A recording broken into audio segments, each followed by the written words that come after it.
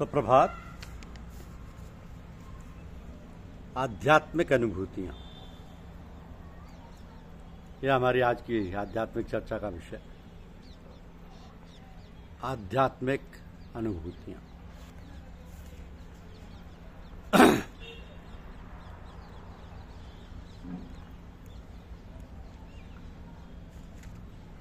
आत्म परिष्कार के बाद आत्मा को जानने समझने एवं सतत अनुभूति करते रहने के विज्ञान को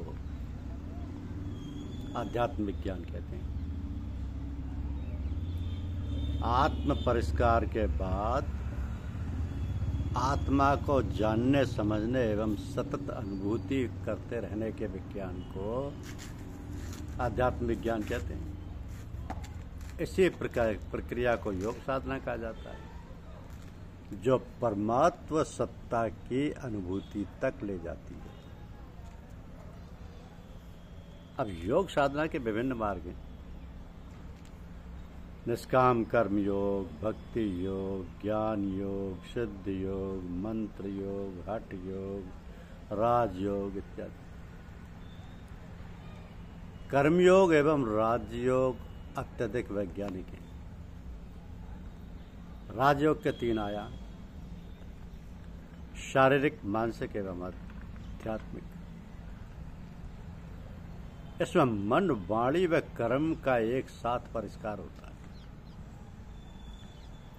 योग मस्तिष्क को सक्रिय करता है तथा मन में एकाग्रता लाता है। सभी मार्गों में धारणा, ध्यान, समाधि एक ही प्रकार के हैं, जो सच्चिदानंद स्वरूप परमात्मा का साक्षात्कार कराते हैं। यौगिक साधना के अभ्यास एवं सद्गुरु की शक्ति के संप्रेषण से ऊर्जा के संचार व ऊर्ध्वीकरण के फलस्वरूप अलौकिक अनुभव होने लगते हैं। किसी को शरीर में कंपन व दर्द, किसी को अजीब सी घबराहट होती है, कुछ ध्वनियां सुनाई पड़ना, उत्कृष्ट सुगंधियां अनुभव होना, दृष्टि स्थिर होने लगना, भविष्य का अनुमान होने लगना, ज्योति दर्शन, मन एवं स्नायु तंत्र को विश्राम मिलना, मन स्थिर व एकाग्र होने लगना, इच्छा जन्य चंचलता से मुक्त होने लगना इत्यादि। और किसी को सरदर्द रहने लगता है।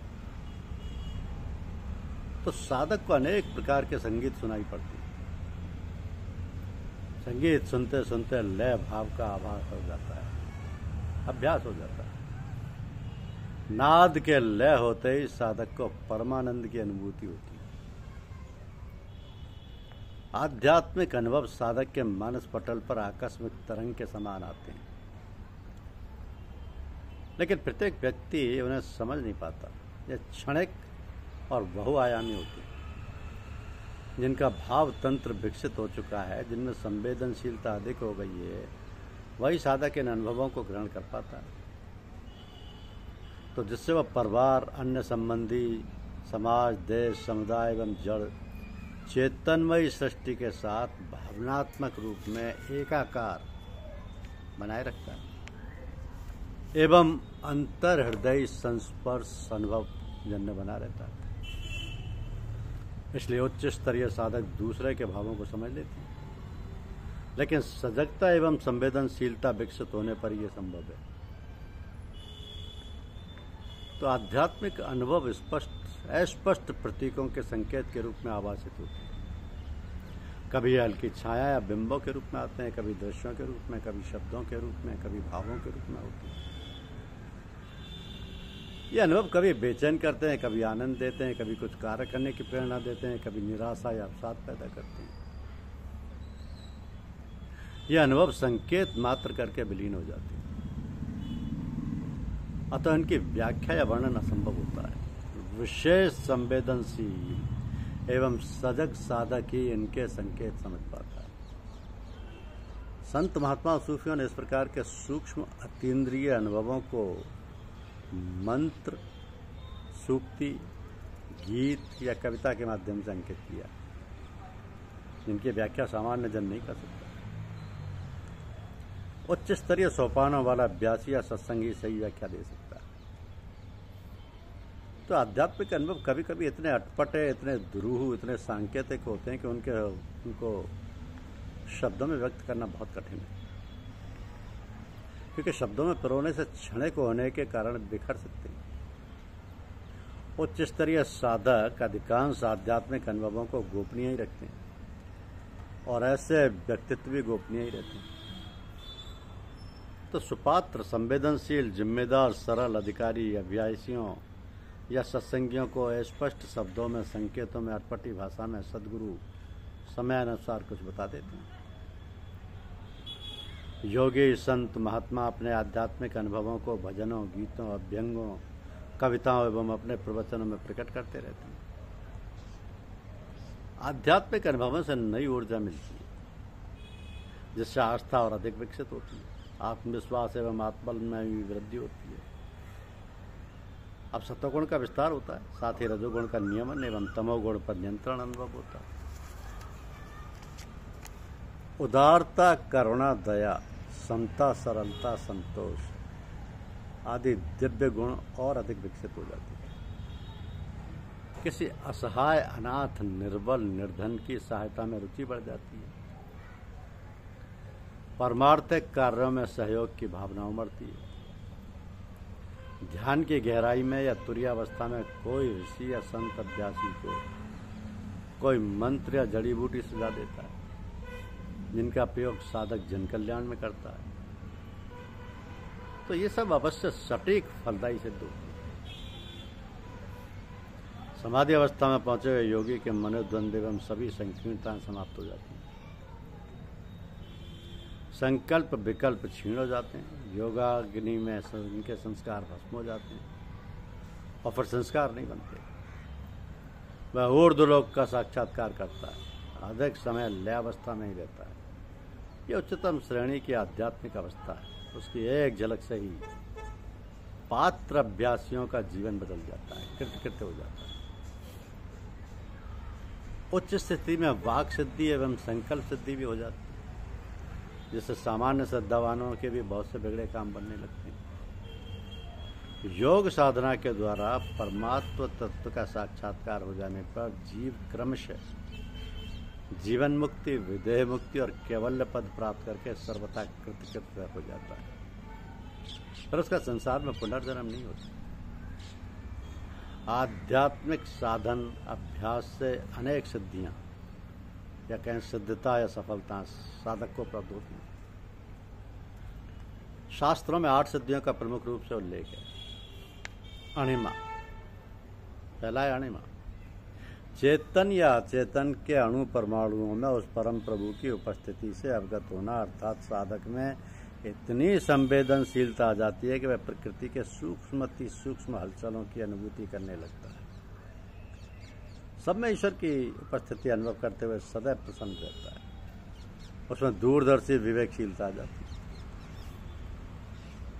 गरिमा, दूसरा, साधक में गुरुत्व पैदा हो जाता है, अर्थात उसके मन, वचन, कर्म में एक रूपता आ जाती है। उसने यदि किसी को कोई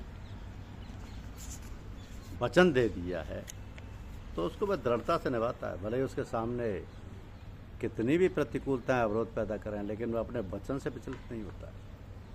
किसी की निंदा, आलोचना, चुगली आदि नहीं करता। वो समाज में प्रत्येक व्यक्ति का विश्वास पात्र हो जाता है। उसका व्यक्तित्व ही गरिमा में होता है। तीसरा है लघिमा, बुराइयों से हल्का होना, अर्थात उसके अंतःकरण में कषाय, कलमश निकल जाते हैं। दूसरे शब्दों में साधक का पूर्ण आत्म परिष्कार हो जाता है, निर्मलता आ जाती है, तो वह अपने में सदैव हल्कापन अनुभव करता है। उसका अहंकार विलीन हो जाता है और वह अपने को बहुत छोटा प्राणी एवं छोटा सेवक मानता है। इसी स्थिति में कवि साहब कहते हैं कि बुरा जो देखन में चला, बुरा न मिलिया को, जो दल खोजू आपना, मुझसे बुरा न को। नानक साहब भी कहते हैं, नानक नन्नो होए रहे जैसे नन्ही दूब, और घास जल जाएगी दूब दूब की दूब। चौथे ये महिमा, तो साधक का व्यक्तित्व सद्गुणों से संपन्न महिमा युक्त हो जाता है। सभी दैवीय गुण, दया, करुणा, प्रेम, धैर्य, क्षमा, अहिंसा, परोपकार, संयम, समता, सहजता, सरलता, संतोष, अश्रुता, मधुरता, प्रसन्नता इत्यादि से संपन्न होकर महामानव बन जाता है।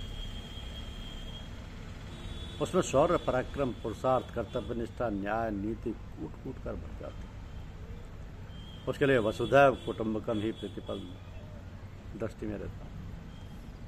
5वां प्राप्ति, लक्ष्य की प्राप्ति अर्थात ऐसे साधक को आत्म साक्षात्कार या ईश दर्शन या केवल पद की प्राप्ति हो जाती है।